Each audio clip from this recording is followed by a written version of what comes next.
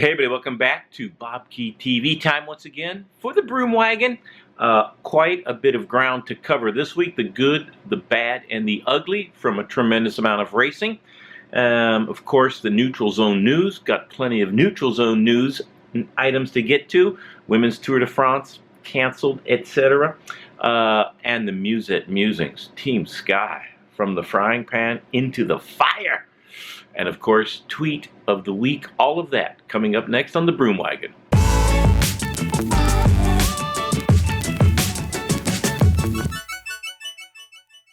All right, everybody, let's get straight into the good, the bad, and the ugly from the racing. Strade Bianche in Toscana. A number of the roads still unpaved. The white roads of Toscana, Strade Bianche, one of the coolest races on the calendar. Siena is the finishing town, but not after some absolutely brutal, rough, unpaved roads, rain, and the good. Michael Kwiatkowski, former winner, former world champion, a little bit of an off season last year, but back at his best and a dominant performance in Strade Bianche. Greg van Avermaet second, good ride from the current Olympic champion on Team BMC. BMC continues to ride well. Kwiatkowski proving to be a very prudent off-season acquisition a couple of years ago for Team Sky. So Kwiatkowski coming good on the white roads of Toscana. In the women's race, Elisa Longoborghini, also a very dominant performance. Great win by the Wiggle Honda rider and distancing herself from the rest of the field in the women's race. The bad, Greg van Avermaet saying that the motorbikes were much too close for comfort to Kwiatkowski and paced him to the finish line. And I have to say, I agree with Greg van Avermaet. Kwiatkowski maybe still would have won if it was a two-up sprint. But the motorbikes have been doing a lot of this throughout the spring. Maybe not maliciously. Maybe there's no collusion. But the UCI, again, has to instruct everybody in the race caravan of the rules of engagement and where they need to be and what they need to do and what giving pace is and what kind of an advantage it is when a rider is pacing. If two riders are chasing and a rider is sitting on a flotilla of motorbikes in the front and the two riders chasing continue to lose time, you know that something is not 100% above board. So let's hope that the UCI can get a handle on how close the motorcycles are and the cars. And that brings us to Paris-Nice. So a little bit more on pacing during a professional bike race in a moment. The good, the bad, and the ugly from Paris-Nice. Stage 1, Arnaud Démare dominant in the sprint and has been leading Paris-Nice for the first three stages, and some unexpected stage winners. Sonny Colbrelli of the Bahrain Merida squad getting a sprint win on stage number 2, and Sam Bennett, the Irish pro on the Bora Hansgrohe team, teammates with Peter Sagan, also the good with a stage win in the sprint on stage number 3. The yellow jersey has been held throughout the proceedings by Arnaud Démare.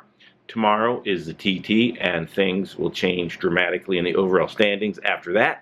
But so far, Démare dominating Paris-Nice in the yellow jersey race. The bad, a lot of the pre-race favorites losing time in the crosswinds. Richie Porte, stage 1, came unattached from the first group, had his teammates around him. Also bad, Mickey Schär, Richie Porte's #1 lieutenant, when the going gets rugged in the crosswinds, crashing, breaking his collarbone and his iliac bone also. So 4 to 6 weeks for Michael Schär out of competition. Alberto Contador missing the splits on stage number 1, also definitely not great when you're trying to win the biggest stage race of the spring. And then stage number 2, Richie Porte from bad to worse, losing 15 minutes or 14 plus, and now 15 minutes behind in the overall standings after day number 2. Just did not have the legs to follow the accelerations, and Trek took them hundreds of kilometers to keep Alberto Contador in the front. Contador eventually got back in there and finished on the same time as the other GC contenders, but it's been a very rough road in Paris-Nice so far. The ugly, though, that goes to Romain Bardet, and like I said just a moment ago, taking pace off of his team car after a crash and a bike change, and was disqualified from Paris-Nice. He apologized. To his credit, he went on social media and apologized and explained quite rationally in the heat of the moment. His emotions got the better of him, and his only thought was to get back into the field and inside of the final 25 kilometers when they're going flat out after all day in the crosswinds and the sprint trains are lining up for a big field sprint. There's no way you can catch up in that situation by yourself against a speeding peloton. And I was a little bit surprised that none of his AG2R teammates were around him to try to help pace him back into the front. And consequently, he took far too many pulls, holding on to the car, and the mechanic holding onto his bike and sitting behind the team car, motor pacing back into the front, and the officials have disqualified him. That is the ugly from Paris-Nice. Still quite a bit of racing to go. And plenty of good, plenty of bad. Let's hope no more ugly from Paris-Nice. Also from Italy, a great win by Adam Yates in a one-day semi-classic from Italy. Pretty hard race. It's called the Grand Prix Industria. Second time in 4 years, so hats off to Adam Yates. And that's it for the good, the bad, and the ugly. Can't think of anything else.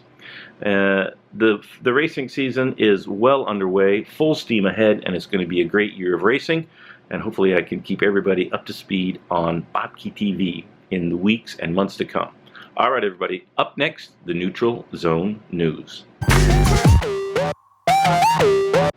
All right, everybody, in the Neutral Zone News, a couple of sad news reports to start off with. A couple of race cancellations. A new race in Virginia that's been taken off of the schedule.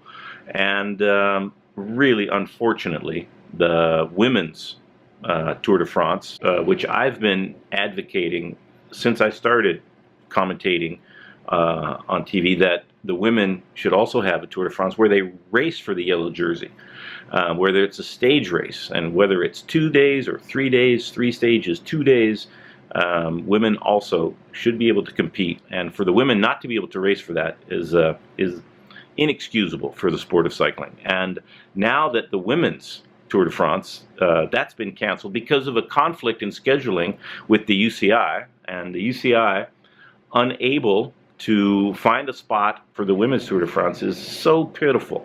It's really discouraging. And the UCI says they want to promote women's cycling, but they don't do anything about it. And they make 2 steps forward, 3 steps back. That is the pattern under Brian Cookson of the UCI. And I find it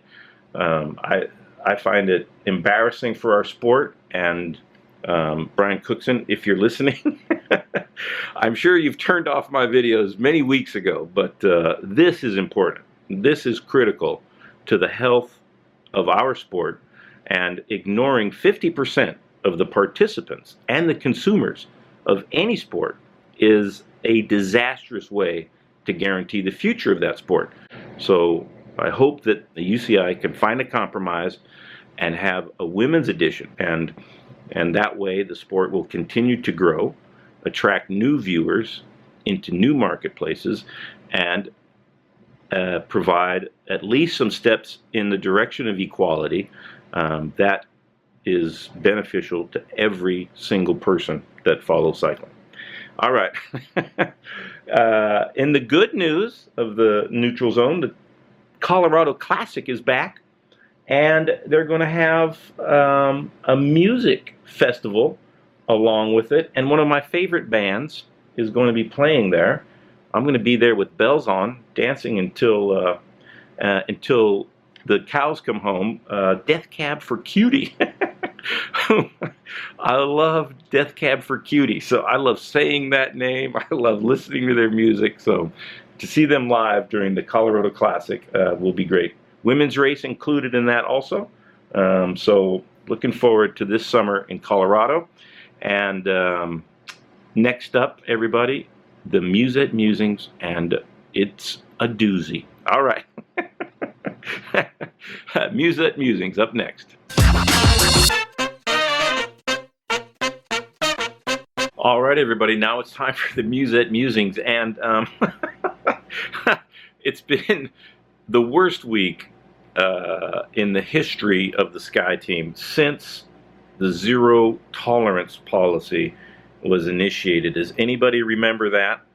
Around about 2012, it was decided by the management of Team Sky that anybody in the program who had any involvement in any drug scandal would be advised to admit and be let go, or risk having it be exposed later and being fired.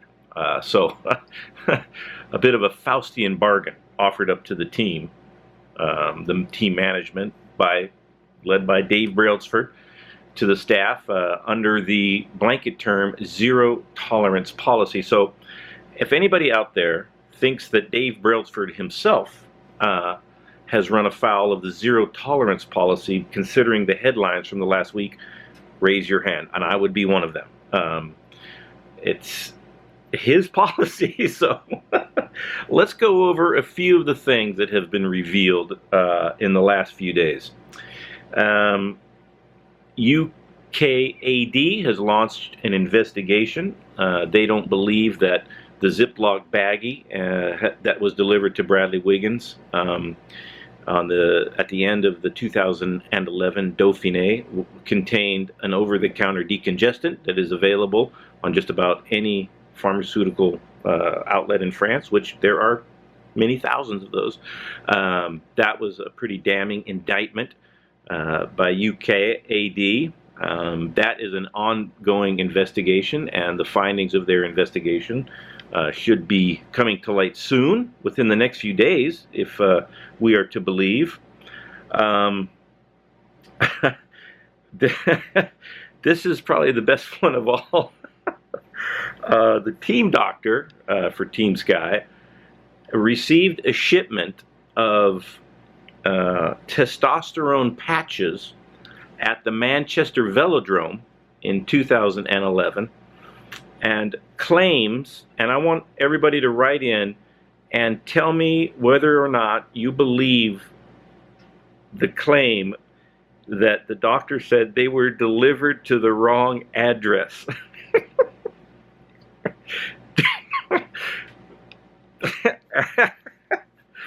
I mean, that's so ridiculous. To imagine there's a bunch of errant shipments of testosterone patches floating around Manchester, England. It's just so ridiculous. But that's what they're going with to explain that. Anybody that believes that, please write in. I'm sure we won't have a lot. Another interesting thing, the corticosteroid, very powerful drug that was prescribed and approved to Bradley Wiggins to treat his asthma and allergies. Apparently, the team ordered way more than the 3 injections that Bradley Wiggins used, or is at least have been reported to have used. The team saying the staff, the Sky Team staff, was treated with the same corticosteroid as Bradley Wiggins, including Dave Brailsford. Dave Brailsford claiming that he had arthritis in his knee that required a steroid injection from the team doctor, not his, unless the team doctor is his personal physician. I have a hard time believing that that's true. It just does not seem to to ring true. It's just ridiculous. And would you consider that a part of zero tolerance? That there happen to be some spare corticosteroids laying around, and you happen to have a sore knee, and so why not just go for it? It's not like an aspirin, It's just not ibuprofen to treat some, as an anti-inflammatory. This is very powerful steroids.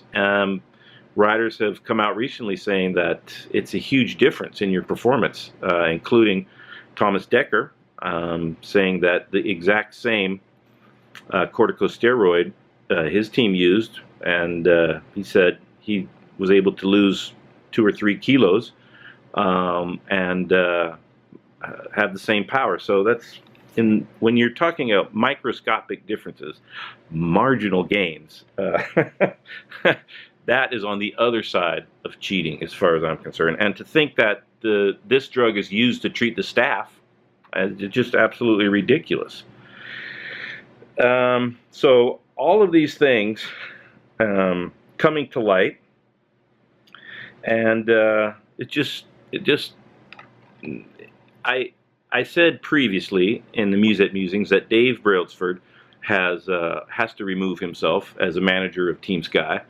And this last week is just the tip of the iceberg for what type of media frenzy will dog the team and Chris Froome, who is trying to win his 4th Tour de France later on in the summer. And you can only imagine, when you magnify this by the magnitude of the rest of the races to come, it's just not tenable for Dave Brailsford to be at the races, to be managing the team. And the riders, it has been reported, that the riders themselves are considering asking Dave Brailsford to step down and remove himself from the management of the team. And that will be an exceptional, unprecedented. I don't recall the riders ever asking the manager to leave a team. And if that's what's necessary for Dave Brailsford to finally get the message that what has happened in the past is, and what we don't know about what's happened in the past and will continue to come to light, and this is still pending the UKAD, the findings of their investigation. And unless they change course from what they've already said and do a 180-degree turn and find in favor of what Team Sky has been doing and UK cycling, then Dave Brailsford's time as team manager of Sky would be counterproductive to what the team's objectives are in the racing season. So the sooner that Dave Brailsford steps down, the sooner the team can get back to normal and get back to the business of racing. I would be, and I said back in September when all of this stuff started to transpire, that I didn't think Dave Brailsford would still be the principal, the managing director of the team through the rest of the season. That prediction is becoming more possible as each one of these revelations comes to light. So we'll see what happens in the near future, but it's a story we're going to be following, and this is going to get more and more intense the longer Dave Brailsford stays in that position. So we'll see what happens, and on the Musings, I will try to keep everybody up to speed on all of those news reports. All right, everybody, up next, the tweet of the week. Okay, guys, tweet of the week. This is coming to us from Andre Greipel. When a picture says it all, a very hard day in the saddle with the Lada Soudal boys. And he has a picture of the echelons in his tweet. And I've been in the 5th echelon before. And that's the guys at the bottom of the picture looking out across the horizon to the front group, 4 or 5 groups ahead of you, and been absolutely pinned. Not even able to move up half a wheel. And when you look up the road, and unless there's a strong change in the direction of the wind or the behavior of the riders in front, you never see them again. And that's exactly what happened the first 2 days of Paris-Nice. Andre Greipel was in the front. So it's at least he has empathy for the guys in the back. And that is one tweet that does say it all for the first couple of days of Paris-Nice. All right, everybody, follow me on Facebook and Twitter. Comments, please feel free to comment on all of these things. If you believe that testosterone patches were sent to the Manchester Velodrome by accident, please comment. I would gladly hear from you. If you'd like to subscribe, click on my face, and for merchandise, click on the t-shirts, and thumbs up, greatly appreciated. Thanks a lot, everybody. Until next time.